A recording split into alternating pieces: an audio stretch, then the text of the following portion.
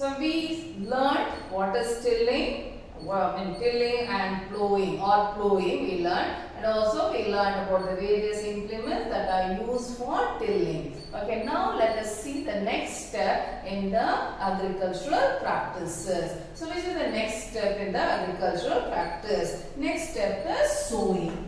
Sowing the seed.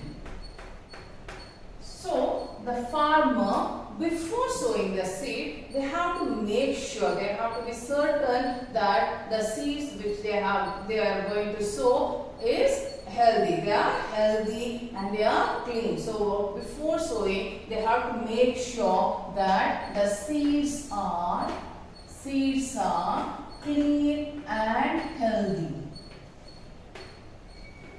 And also they should be of a good variety. The farmers will select the seed which is of good variety as well as the one which will give them a very good yield. Okay, the one which will give good yield. So the farmers have to make sure the seeds are healthy, they are clean and also a good variety, and also the one which will provide them a very good yield. So how to find out that a given seed is good or bad? So there are different methods to find out. One method of finding out the given seed is healthy one is that they just take the pulses or the seed and they just put it in water. When they put it in water, some few seeds will be floating on the top and few will sink to the bottom. The one which is floating on the surface of the water are not a good one because it indicates why it floats, because it is hollow. When it is hollow, it becomes less denser and because of which it starts floating. The one which is good one, they are denser and they will sink to the bottom. That is one method of finding out whether the seeds are good or bad. So once they make sure the given seed is good, then they have to make out, or they have to know, or they have to know the type of tools. What kind of tools are used for sowing the seed? Okay, so there are two types of tools are used. One is the traditional tool. Traditional tool for sowing the seed. Okay, so this traditional tool which is used for sowing the seed will have a funnel-like structure. It will have a funnel-like structure, and this funnel, they will be filling the seed. In this funnel, they will be filling the seed, and this will have around 2 or 3 pipes at the end. Okay, which will have a sharp ending. Okay, it will have a sharp edge. Okay, so this sharp edge will pierce the seed. The sharp edge of the seed, this pipe, okay, of the pipe which is connected, will have, will pierce the soil. It will pierce the soil and it will place the seed. Okay, it will sow the seed. So this is a traditional tool which is used for sowing the seed. So the traditional tool will have a funnel, and this funnel will have 2 or 3 pipes which will be connected, and the seed will pass through this funnel, and this pipe which will have the sharp edge will pierce the soil and it will place the seed. So that is the traditional method. Now there is another machine is there, or another implement we can say, that is the seed drills.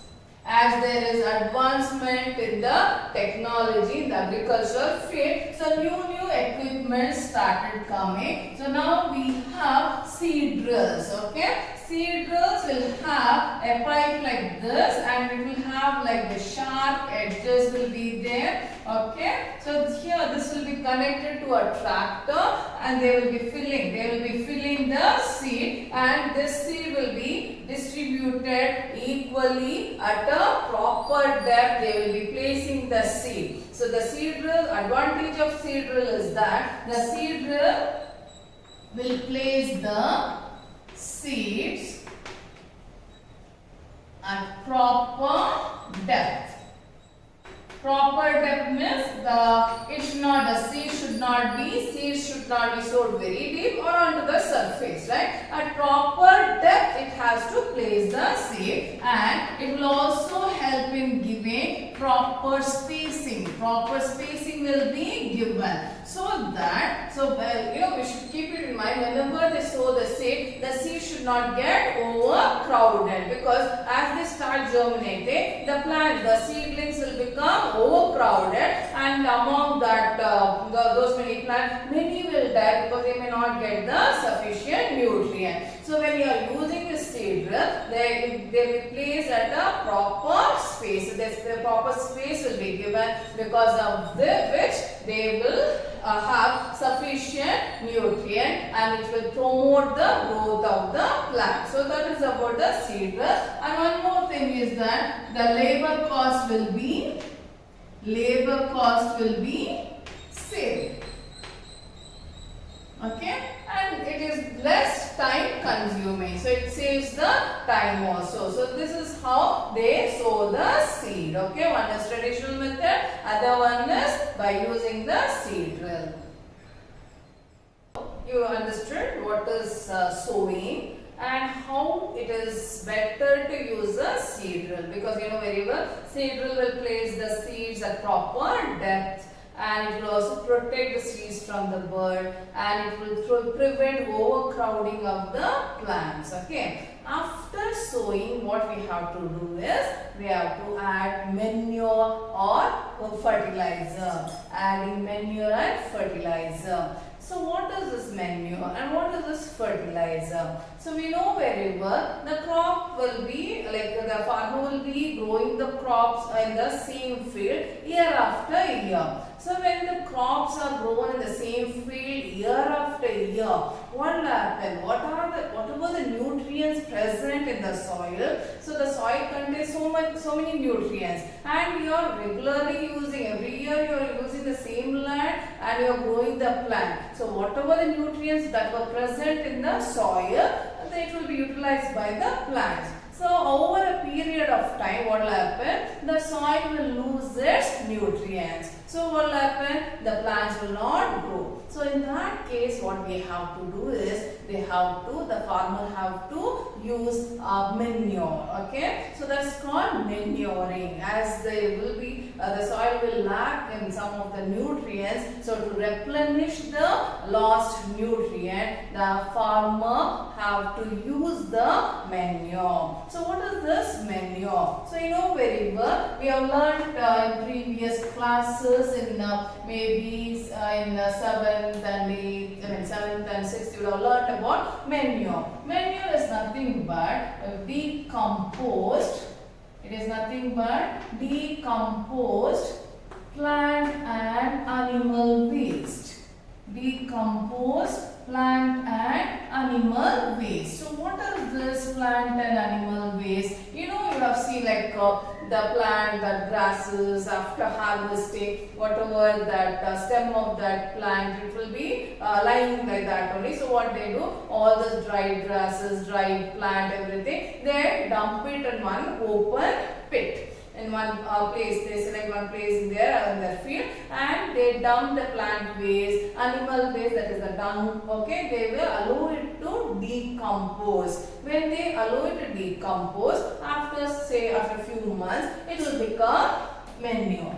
That is how it becomes manure. This manure will be supplied to the crop plant. So when they are put to the crop plant will get the nutrients and they grow well. But we also know that manure will not provide all the nutrients. When we compare the manure with fertilizer, the manure will have less nutrient compared to the fertilizer. So let us see what is fertilizer. So fertilizer is a man-made substance. Okay, fertilizer is a salt.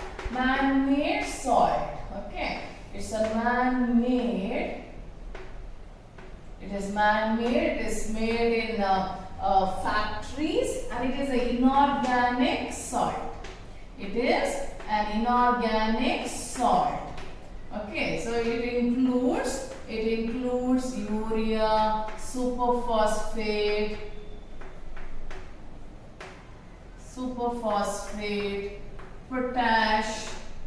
potash, then even NPK. NPK is nothing but nitrogen, phosphorus and potassium. See, the plants need many nutrients for their growth. Plants need many nutrients for their growth. Among, they say around they need around 16 and above.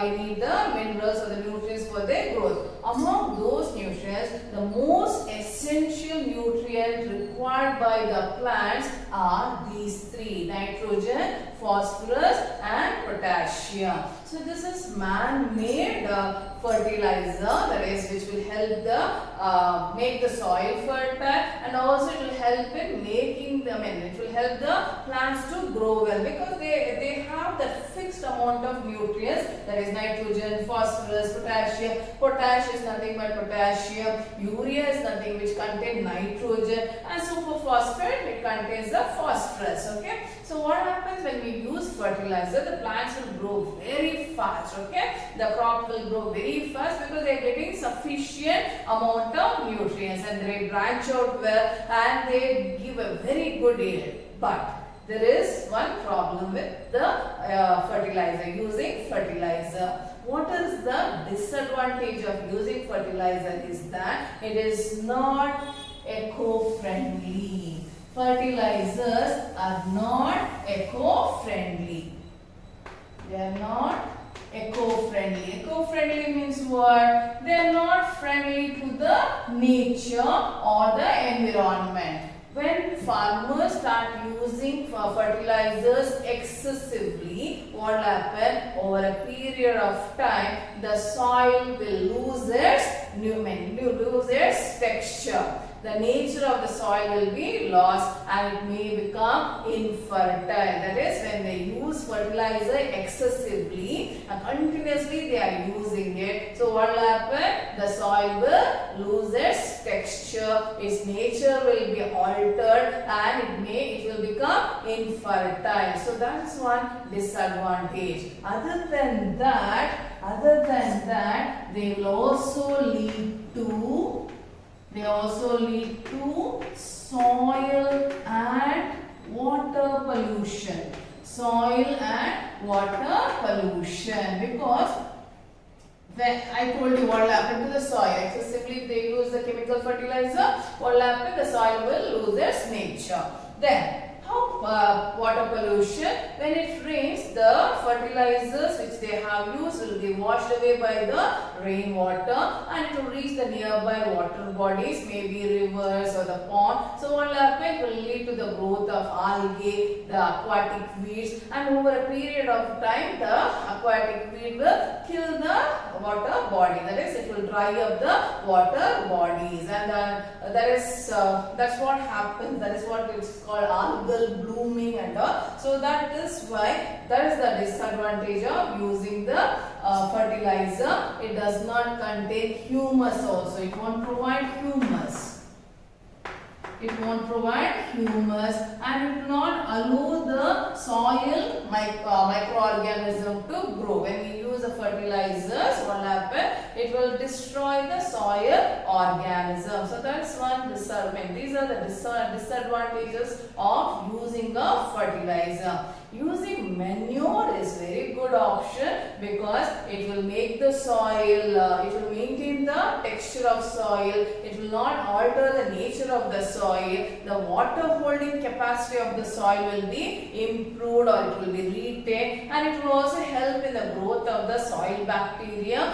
Then what else, why we have to use manure is that the manure in no way harm our environment. It won't lead to any soil pollution, it will not lead to water pollution. So that's why using manure is better under the fertilizer. Then what other way we can make the soil fertile? So there is one more way wherein we can make the or retain the fertility of the soil. It is by crop rotation. So you know what is crop rotation? Crop rotation is growing different crops on the same land but at different times, that is different period of time. Crop rotation is nothing but growing different crops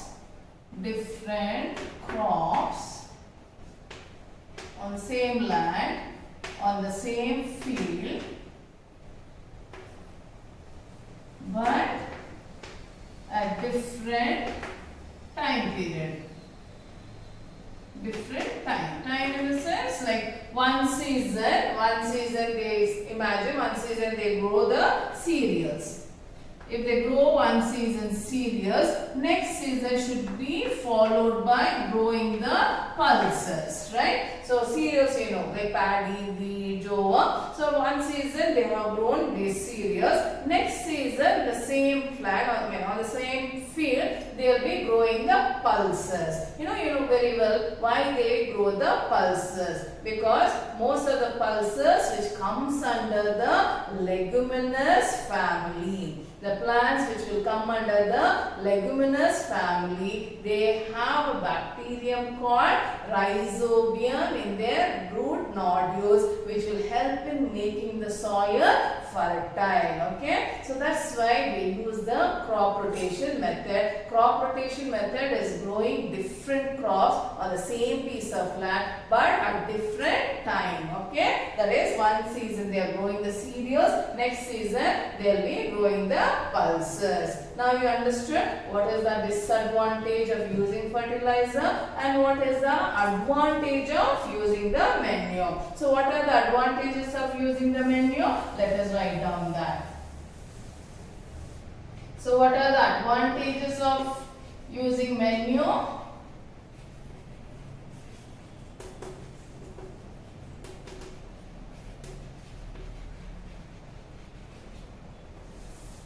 Okay, it increases water holding capacity of the soil. Water holding capacity of the soil. It will help in the growth of soil organisms like the earthworm and other microorganism and other good microbes. Then they are eco-friendly.